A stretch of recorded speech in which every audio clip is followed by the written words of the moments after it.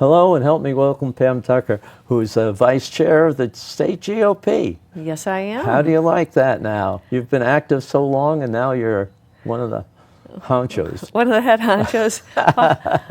Well, thank you first off for having me on the show. Well, great to be here again. I know I've been on in the past in other roles with different hats on That's my head. right. I'm actually really enjoying it. And as you know my history, I'm a fairly conservative Republican when I was in the New Hampshire House. And so there was always the conservatives versus the establishment. And it's kind of funny now because I'm the establishment now.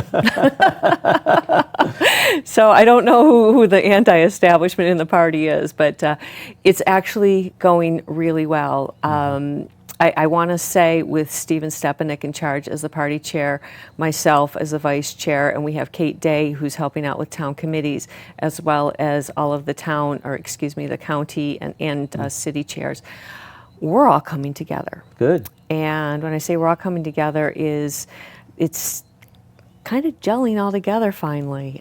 You've got the conservative wing of the party, as well as the moderate wing of the party, as well as the libertarian wing of the party, and we all are looking at the same goal and know what we have to do. And rather than doing the circular firing squad, we're actually doing something good. Are we going to be like together. 2010? I would love it if we were like 2010, but It's a little different now. But. It's very different, and in the course of the past 10 years, politics has changed so dramatically. You see it in the rhetoric out there and the vitriol that's going on. It's amazingly different and very uncivilized, unfortunately. Well, what can you tell us about your plans and what you're doing? I'm doing a lot of things now. Okay. Well, now that it's almost September in 2 days, I'll try and get off the beach and back to work a little more. As many people we're on vacation.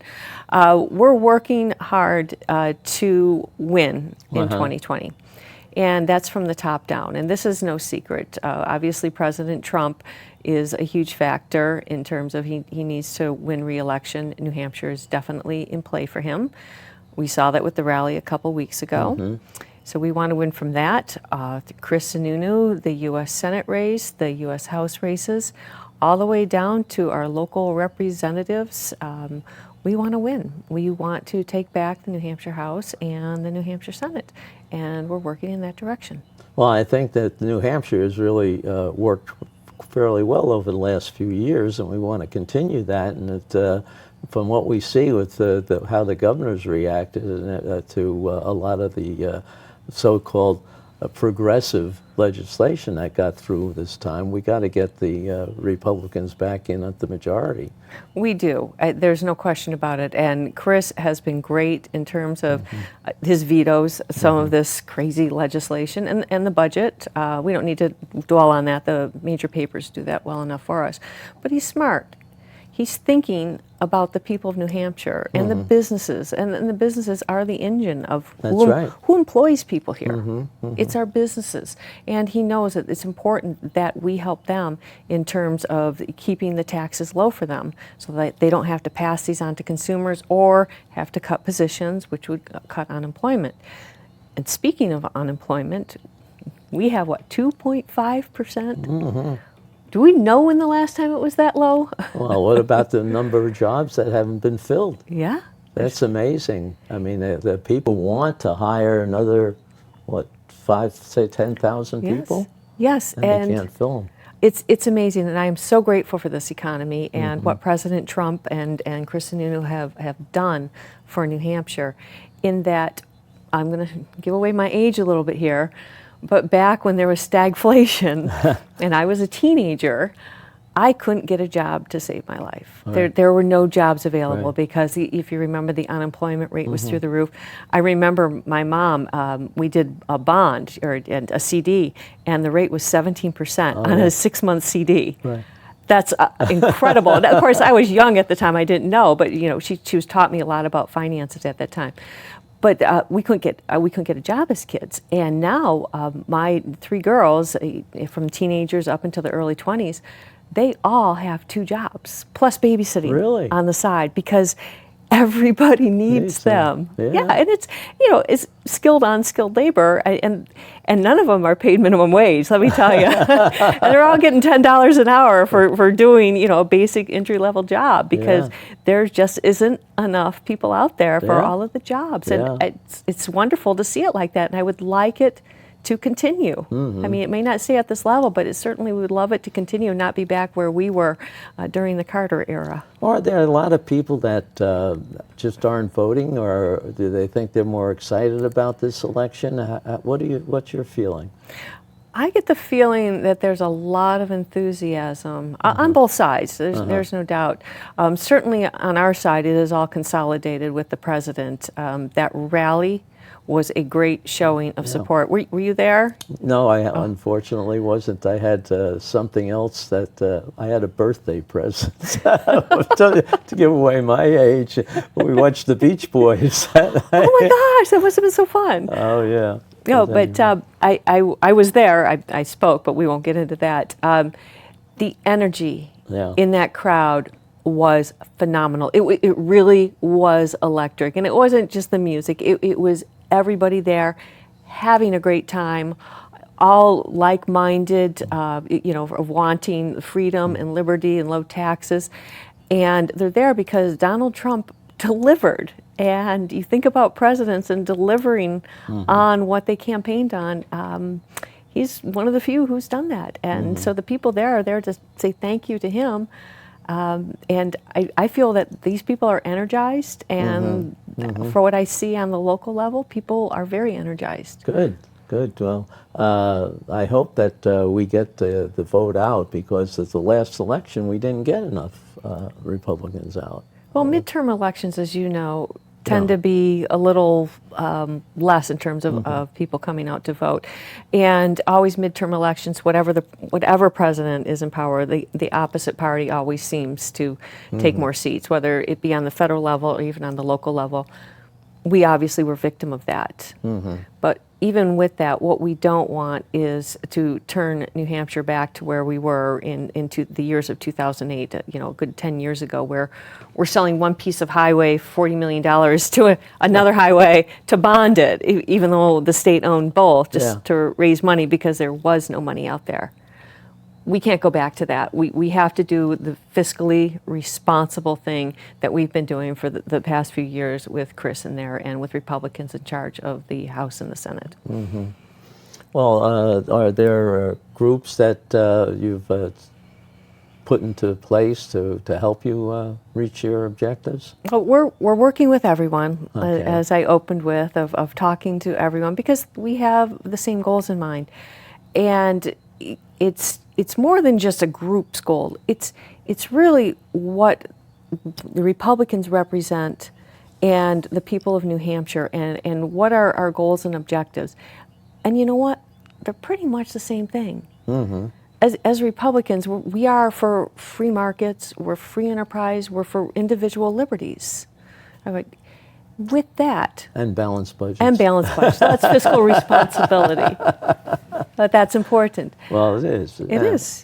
You can't spend money you don't have. Well, you're not supposed to. But above and beyond that, there's other things that we want the best education for our children. And I don't know a person in New Hampshire who doesn't want the best education for their children. And we want to fund that and support that. We want great roads. I don't know any person who doesn't want great roads, Republican, Democrat, but Republicans want great roads too. And we want safe neighborhoods. New Hampshire's a very safe state to live in. And thank goodness it is. And that's one of the reasons I'm raising my children here. So those values, and we want families to stay together, and and happiness for everybody. And we want everyone to prosper. Those are the exact same goals and dreams of most people in New Hampshire, I would think. And so we're no different, and we don't have horns. and we've been demonized, I get that, but you gotta get away from all the rhetoric and all the name calling, and really sit down and say, well, what do Republicans really want? And we want the same thing that everyone else wants. You've been told that we haven't done something that people think we should be doing? I mean, In are terms you of feel- messaging, Yeah, I mean, are you getting any feedback and negative feedback from our past activities? I was just wondering from that standpoint. well, the feedback you get is this: we haven't really gotten our message out there strong of what we just Okay. talked about Yeah. of what do Republicans Right, stand right. for. And if you listen to the socialists on the left, you would think that we are demons.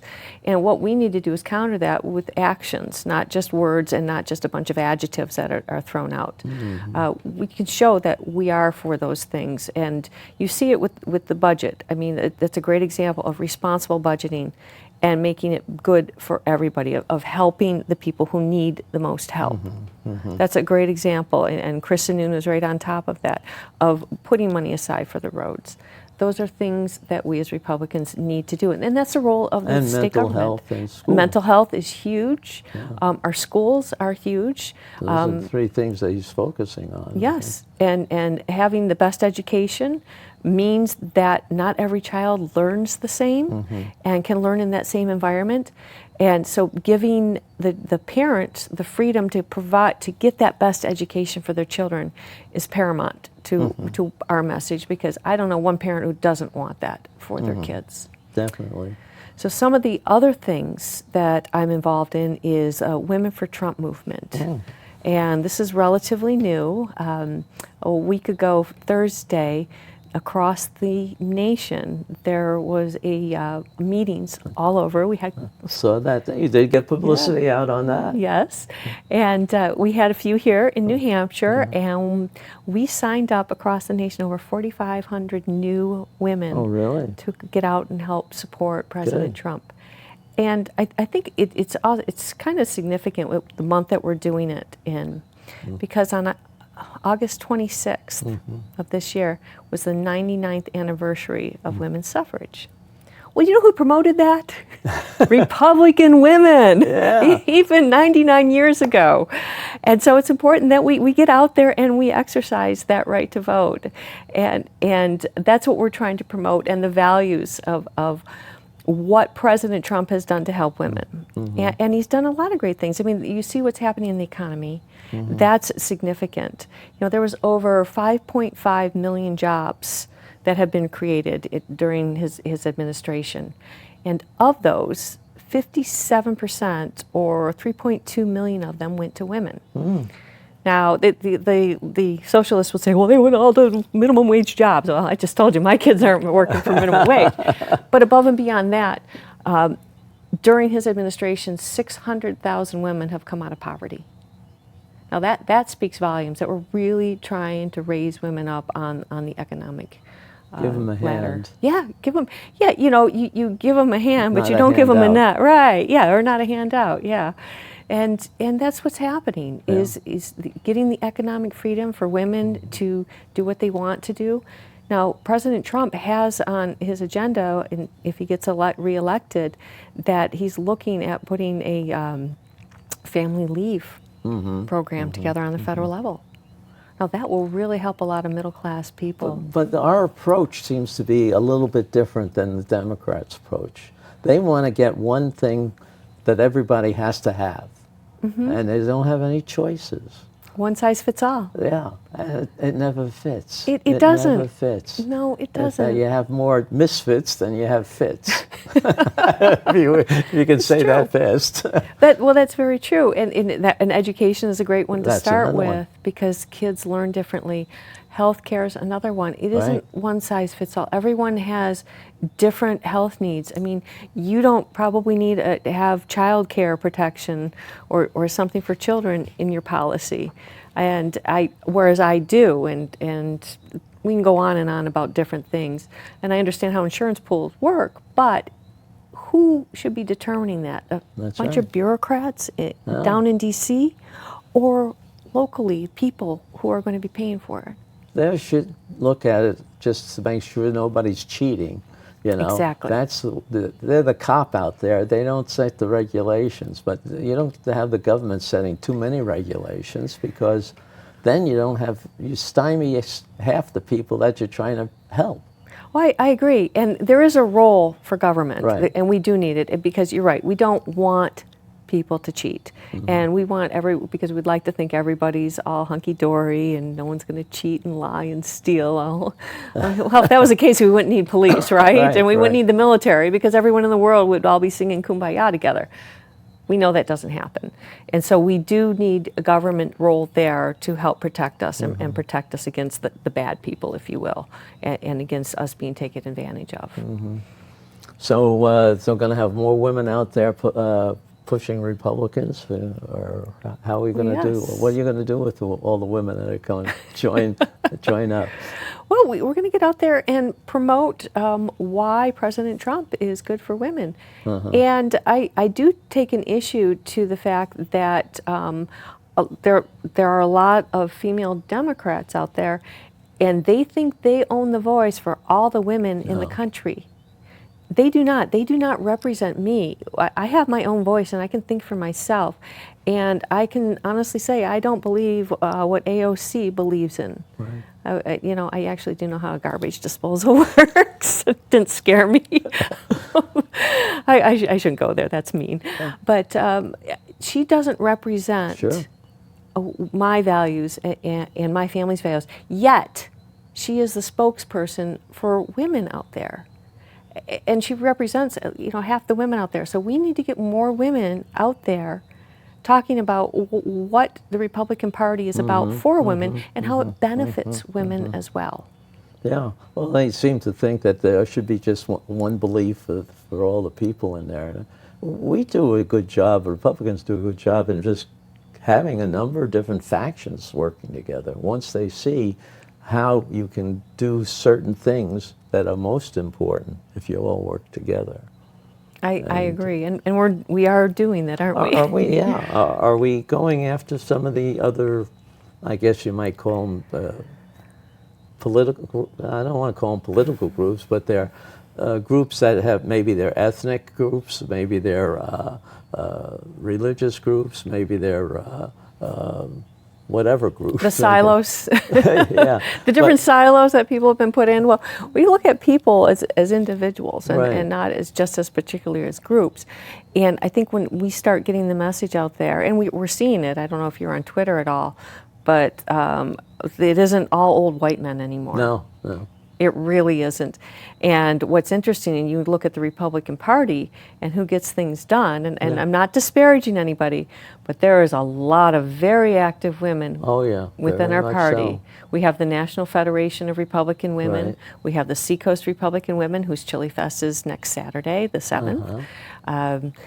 These women have been very active, and there is a lot of them. I just need to get them to run for office. Yeah. No, I think that's good. I enjoyed working with everybody up there while I was in the legislature, and there's some, but I'm not sure how.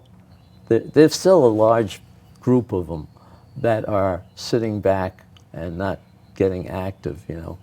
I think we just have to make it more comfortable for them. I'm not sure what holds them back. Is it other things they are interested in? Of course, this is one of the reason I've been in it so long is that this is really where it counts. This is what controls our lives. This is what makes it easy or hard for us to exist or enjoy life. Sure, and because it's how much money we have in our pocket to spend, how much regulation is out there if we try to buy a house or buy a car, and what is it going to take to do that? Open a business. Oh, My yeah. goodness, all the paperwork on that. We have to ask what is necessary on all of those. But in getting back to reaching out to people, it is all about messaging, and it is like shows like this of getting out there and letting people know that we do represent everybody, and it's nothing new. It's who we've been. One of the bigger factions of the Republican Party that's really coming to be bigger and bigger is the log cabin Republicans, and they're Republicans. They have their own little agenda, but you know what? Their bigger agenda is the exact same agenda as we have of liberty, freedom, and low taxes and balanced budgets. Very fiscally conservative people, just like you and me and everyone who balances their checkbook at the end of the month, right? That's right. That's right.